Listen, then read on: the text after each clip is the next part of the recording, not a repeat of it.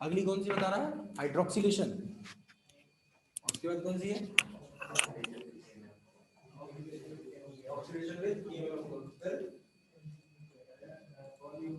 Polymerisation. ठीक ठीक, छोड़ो छोड़ो, ठीक है, लिख लीजिए।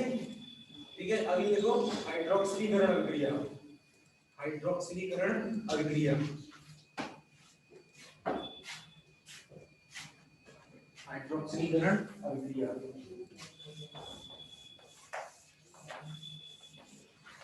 लिख लिया? हाइड्रोक्सिलीकरण अभिक्रिया। देखो बोर्ड पर लिखना, एल्कीन है,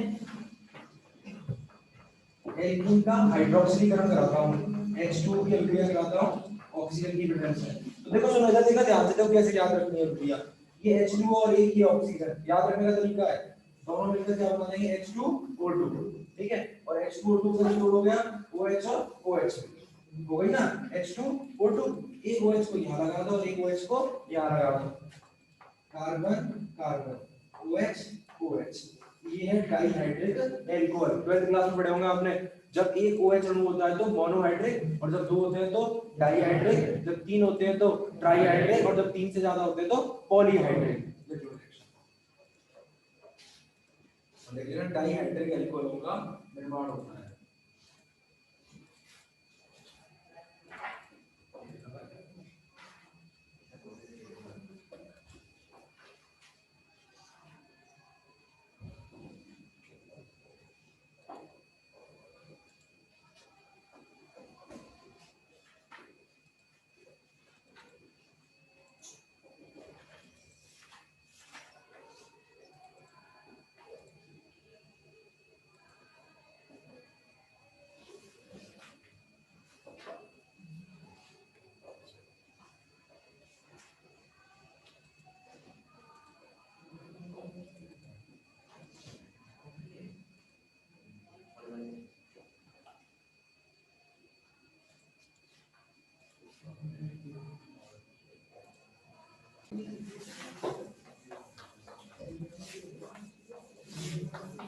MnO4 के द्वारा ऑक्सीकरण, ये लो MnO4, या फिर क्या ले लो Fe2Cr2O7, दोनों ही प्रबल ऑक्सीकारक है, और दोनों ही प्रबल ऑक्सीकारक है, तो इस बॉन्ड को यहां से तोड़ेंगे और क्या बनेगा बेटा? ऑक्सीजन जुड़ जाएगी CH3, यहां से डबल बॉन्ड हट गया, केवल H बचा, तो ये हो जाएगा COOH प्लस, यहां पर कार्बन से लेकर कितनी रह गई? दो रह गई, तो दो बची, दो पर क्या जोड़ दो?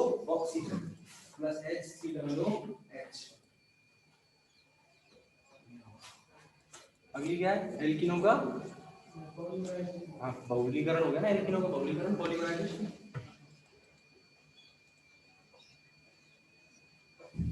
बहुलक पढ़ गए थे 12th क्लास में, जब बहुत सारी एकलक इकाइयां आपस में जुड़ती हैं तो बहुलकों का निर्माण होता है। समझ में आ गई यहां तक क्या? जैसे ट्रेन का डिब्बा एक है और पूरी ट्रेन क्या है? बहुलक है।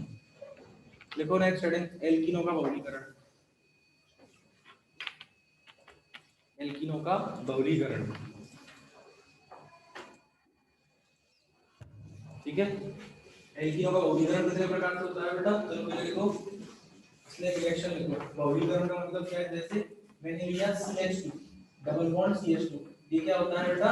एथीन, और एथीन के मैंने कितने अणु ले लिए? N अणु ले लिए, और इस एथीन के N अणुओं पर हाई टेम्परेचर लगाया और हाई प्रेशर लगाया, तो एथीन किसमें चेंज हो जाता है बेटा? नाम के आगे पॉली लगाना है आपको, पॉलीथीन। अरे पॉलीथीन चिल्ली नहीं आती? चिल्ली इसी अभिक्रिया से बनती है, पॉलीथीन। एथीन से क्या बन गया? पॉलीथीन। नाम से पहले पॉली लगा दो, बस पॉली का मतलब होता है अनेक, बहुत सारे।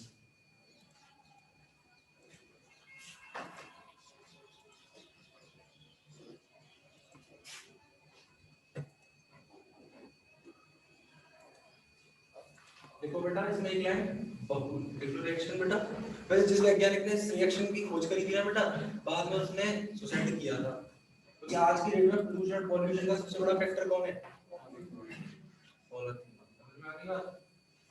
उससे लड़ा कि मैंने क्या गलत काम कर दिया अपनी जिंदगी। जैसे बोले था अल्फ्रेड नोबेल, जिसने डायनामाइट की खोज करी थी, अरे बोले देखी क्या? वाटर पिक्चर, वाटर पिक्चर में सुनील शेट्टी टैंक के नीचे लगा देता है, धरती मेरी मां है, ठीक है ना। और डायनामाइट को उस टैंक के नीचे लगाता और टैंक को डालता, तो डायनामाइट की जो खोज करी थी ना, वो केमिस्ट्री के एक बहुत बड़े साइंटिस्ट अल्फ्रेड नोबेल ने करी थी। और उन्हें ये लगा कि मैंने काम क्या कर दिया, जो बुढ़ापे में मर रहा था, तो मर आदमी तो अभी तो क्या है, जवान ही है, एनर्जी है, इस तरह से कोई दिखता थोड़ी है, लेकिन जब बुढ़ा होता है तो मुझे लगता है कि मैंने अपनी जीवन में क्या क्या गलत काम किए। तो अल्फ्रेड नोबेल को लगा कि मैंने कितना गलत काम किया, मैंने डायनामाइट का आविष्कार किया।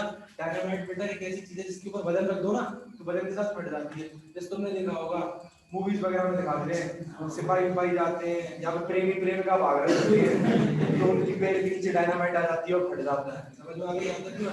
तो प्रेशर को नहीं सहन कर पाता वो, तो डायनामाइट एक उसकी तो लास्ट उसने बेटा अपनी जिंदगी में ना अल्फ्रेड नोबेल ने केमिस्ट्री का तो बहुत बड़ा वैज्ञानिक साइंटिस्ट था, उसके अलावा बिजनेसमैन और था बहुत बड़ा। उसने अपनी जिंदगी में काम ही यही किए। डॉक्टर जयकाल टाइप का साइंटिस्ट था वो, शक्ति वाला डॉक्टर जयकाल है ना, उल्टे सीधा आविष्कार करता रहता है, ऐसे उसने किया।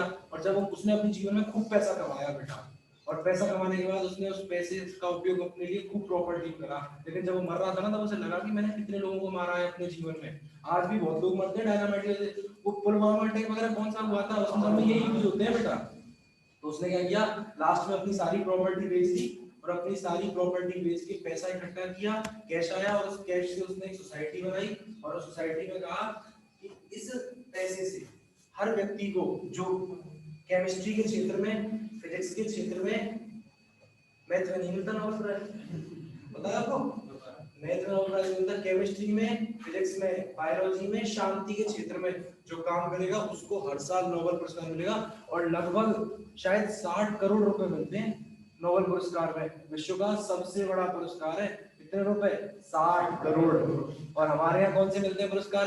पद्म भूषण, पद्म विभूषण, भारत रत्न। और उन पुरस्कारों में क्या किया जाता है, एक मेडल सा दे देते हैं और 100 डाल देते हैं, जा कोई पैसा अभी तो हमारे वैज्ञानिक आविष्कार नहीं करते, तो पैसा तो मिले ना, कई दिमाग में आया जाए। सॉल्व सीट देखा होगा तुमने, राष्ट्रपति वगैरह फ्री चक्र वगैरह मिलते हैं ना, देंगे। ये क्वेश्चन है, नोबेल पुरस्कार मैथ में नहीं मिलता है, ये तो बताओगे क्यों नहीं मिलता है?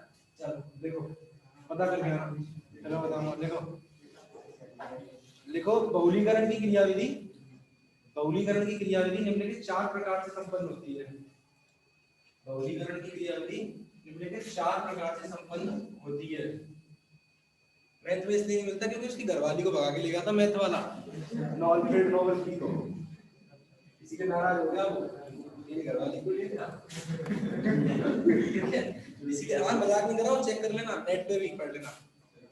ठीक है, देखो 4 प्रकार की क्रियाविधियां संपन्न होती है। पहले देखो, अम्ल उत्प्रेरित बहुलीकरण, अम्ल उत्प्रेरित बहुलीकरण, अम्ल उत्प्रेरित बहुलीकरण। नाम से पता चल रहा है अम्ल उत्प्रेरित का मतलब है किसकी उपस्थिति में होगी? अम्लों की उपस्थिति में। ये देखो CH3 CH double bond CH2 और ये हो गया CH3। ये लिखा मैंने आइसोब्यूटीन। बस बस बेटा, आधा भाग निकल गया, बहुत हो गया। 60 करोड़ मिलने से पहले मेहनत बहुत है। आइसोब्यूटीन H2SO4 की उपस्थिति में कराते हैं, नाम क्या, कि पॉली लगा दोगे तो क्या बन जाएगा? Poly isobutene. CH2 होलन CH3 और CH3, पॉली आइसोब्यूटीन। अम्ल उत्प्रेरक की उपस्थिति में होती है, इसे अम्ल उत्प्रेरक कहते हैं। बाकी थर्ड ईयर में इन सब चीज क्या होगी, ऑर्गेनिक केमिस्ट्री की 5 यूनिट।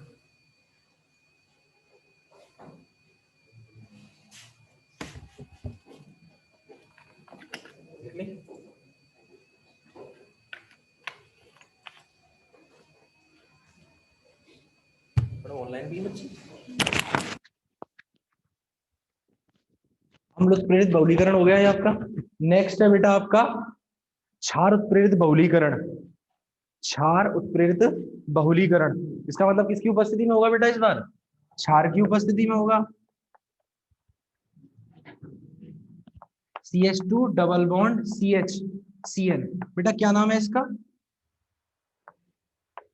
12th क्लास में पढ़कर आए हो आप, एक्रिलो साइनाइड या नाइट्राइल, एक्रिलो नाइट्राइल। और एक्रिलो नाइट्राइल का जब बहुलीकरण कराया जाता है NaNH2 की प्रेजेंट में, तो क्या बनता है कन्हैया? Polyacrylonitrile. जैसे वाइनिल साइनाइड लिया होगा, विनाइल साइनाइड से क्या बना था? पॉलीवाइनिल साइनाइड, पीवीसी। पीवीसी का उपयोग किसमें किया जाता है? प्लास्टिक के पाइप वगैरह बनाने में उपयोग किया जाता है। ये लो, ये कौन सी हो गई आपकी? N molecule. ये हो गई क्षार उत्प्रेरित बहुलीकरण।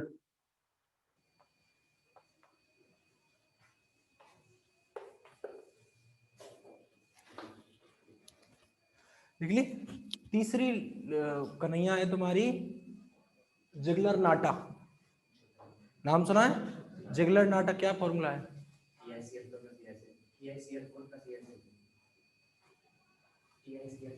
TiCl4, ठीक है, प्लस Al।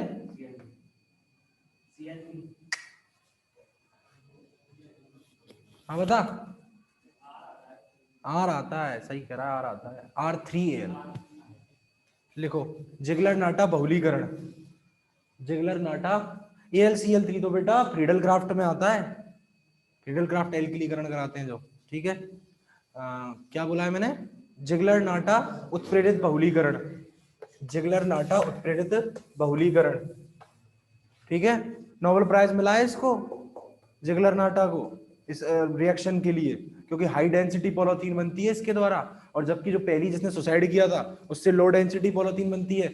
आपने देखा होगा मार्केट में कई बार छापे पड़ जाते हैं, पॉलीथीन बंद हो गई, पॉलीथीन बंद हो गई। तो दो तरीके की पॉलीथीन होती है, एक तो LDP और एक HDP। 12th क्लास में थी ये भी, पढ़ी थी, निम्न घनत्व पॉलीथीन और उच्च घनत्व पॉलीथीन। तो इससे बनती है उच्च घनत्व पॉलीथीन जिगलर नाटा से। इसने बढ़िया काम किया था। इस वाली पॉलीथीन को द्वारा उपयोग में लिया जा सकता है। प्लास्टिक के वो देखिए डिब्बे वगैरह जो टाइट प्लास्टिक होती है वो जिगलर नाटा से बनती है। और जो चिल्ली बनती है, यू नो चिल्ली, ये लो, CH3CH डबल बॉन्ड CH2 के N मॉलिक्यूल ले लिए। जिगलर नाटा कैटलिस्ट होता है TiCl4 प्लस R3Al, इससे कराते हैं। तो इस अभिक्रिया के द्वारा CH3CH सिंगल बॉन्ड CH2 का होल N, ये लो, ये हो गई जिगलर नाटा उत्प्रेरित बहुलीकरण।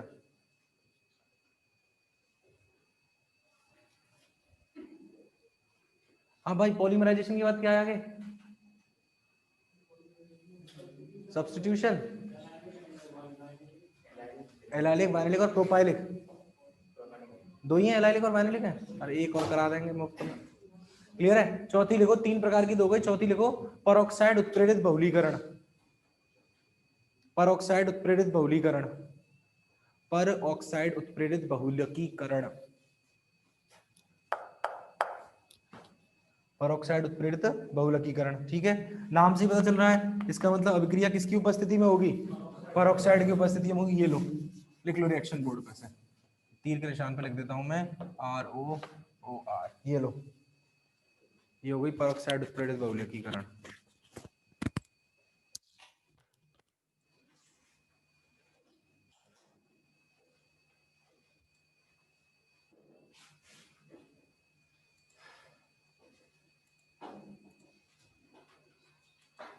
लास्ट का सब्स्टिट्यूशन, उसके बाद फिर वो शुरू हो जाएंगे एल्काइन, एल्काडाइन, साइक्लोएल्कीन,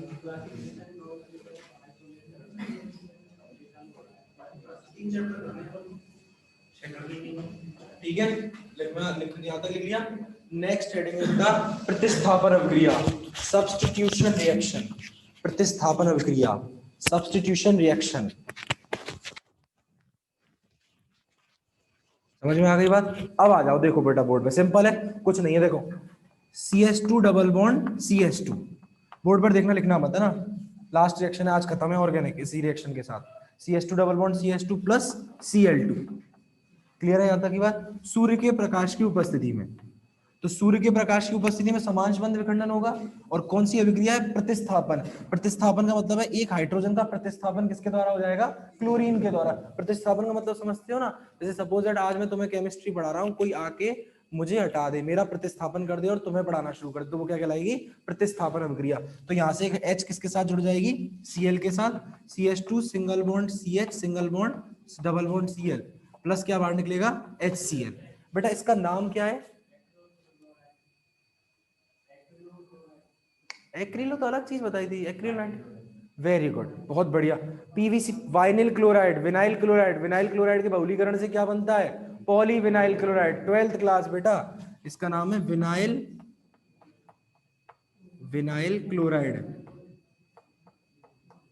तुमने बेटा 12th में किया क्या है?